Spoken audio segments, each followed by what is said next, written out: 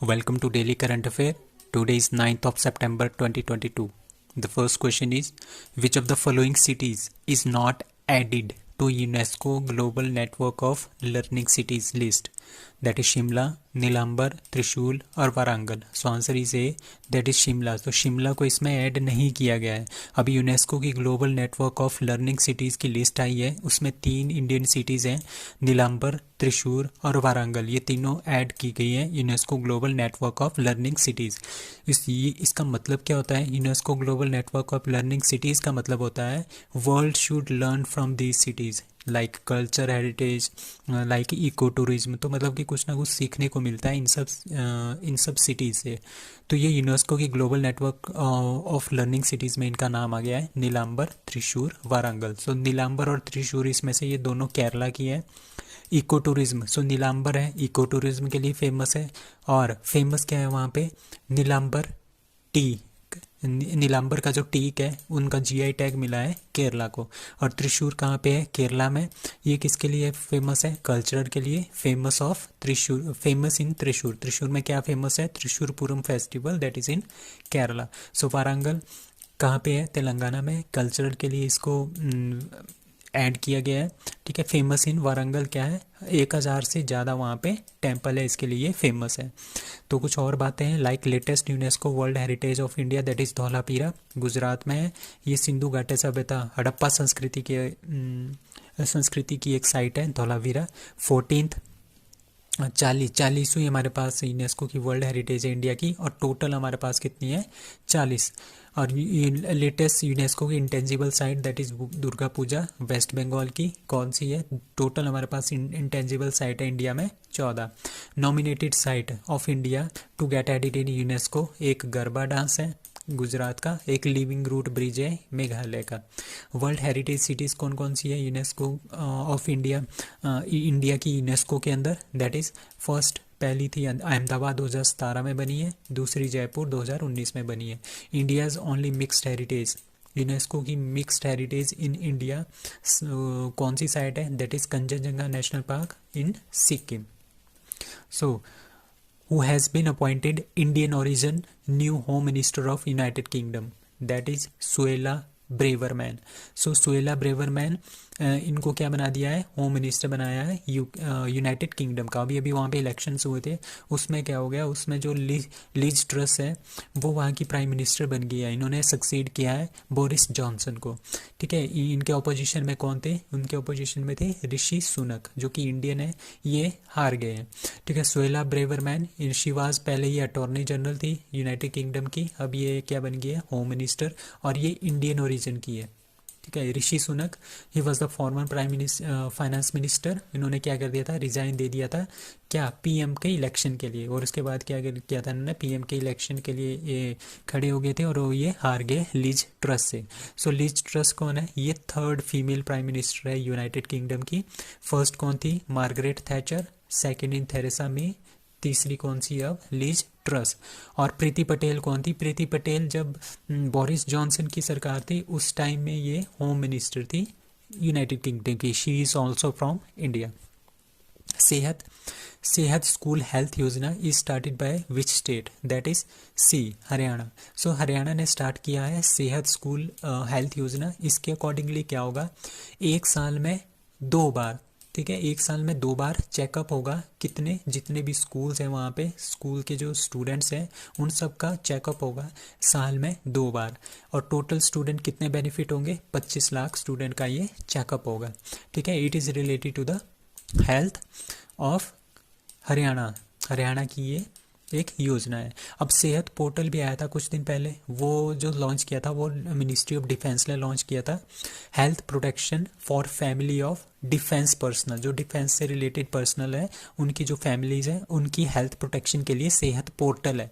और जो ये सेहत है, Sehat scheme, that is related to education by Haryana government इसको लॉन्च कर रही है. अब ई अधिगम योजना, ये भी हमारे पास हरियाणा की है. Free tablets to the students from 9th to 12th.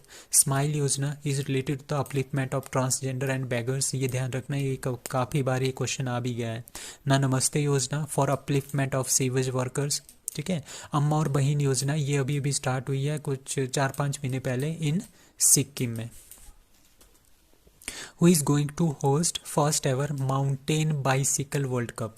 ठीक है, आजकल जो माउंटेन बाइसिकल वर्ल्ड कप है वो सबसे पहली बार हो रहा है, और वो सबसे पहली बार खास बात ये है कि ये इंडिया में हो रहा है। और इंडिया की कौन से स्टेट में और कौन सी सिटी में हो रहा है, ये लेह में हो रहा है।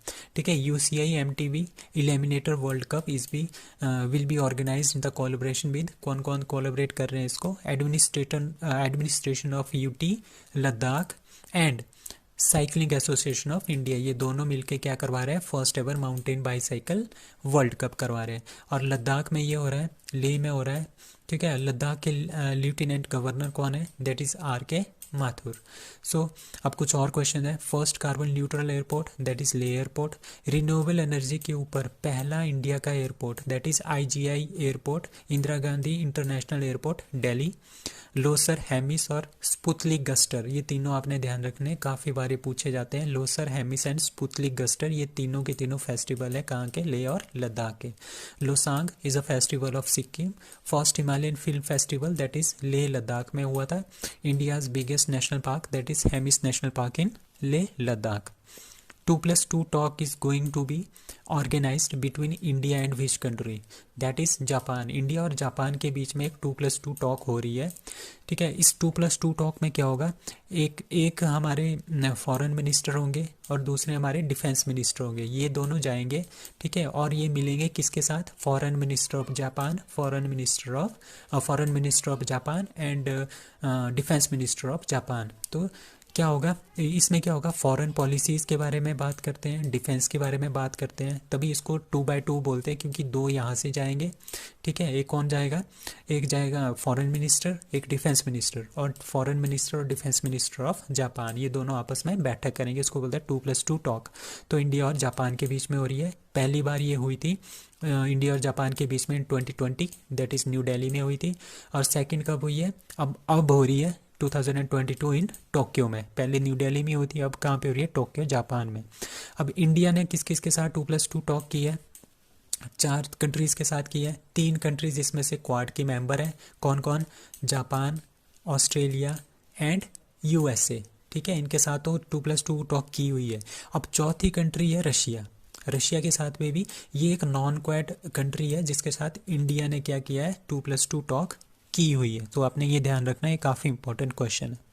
Now what is the name of India's first nasal vaccine for COVID-19 that has been approved by drug controller general of India for emergency use. Emergency में हम उसको यूज़ कर सकते हैं, मतलब कि फर्स्ट नेजल वैक्सीन, नोज़ के लिए जो वैक्सीन है, ठीक है, फॉर COVID-19 से बचने के लिए, तो वो है दैट इज़ CHAD-36। ये इंडिया की फर्स्ट नेजल वैक्सीन है, मेड बाय भारत बायोटेक ने इसको बनाया है। ठीक है, और जो ये है AD5NCOV, ये AD5NCOV हमने कुछ दिन, अभी 2-3 दिन पहले पढ़ा था। ये फर्स्ट एवर नीडल लेस, मतलब कि बिना इंजेक्शन के हम इसको देंगे, ये सूंघ के दी जाती है। ठीक है, ये बनाई है किसने, चाइना ने। ये वर्ल्ड की फर्स्ट है और ये इंडिया की फर्स्ट है, CHAD-36। इग्नाइटेड माइंड एक प्रोग्राम है, इज स्टार्टेड बाय आर्मी का जो फायर एंड फरी कॉप्स है। ठीक है, उन्होंने ये प्रोग्राम स्टार्ट किया है इग्नाइटेड माइंड। कौन से प्लेस में स्टार्ट किया है, दैट इज़ इन कारगिल।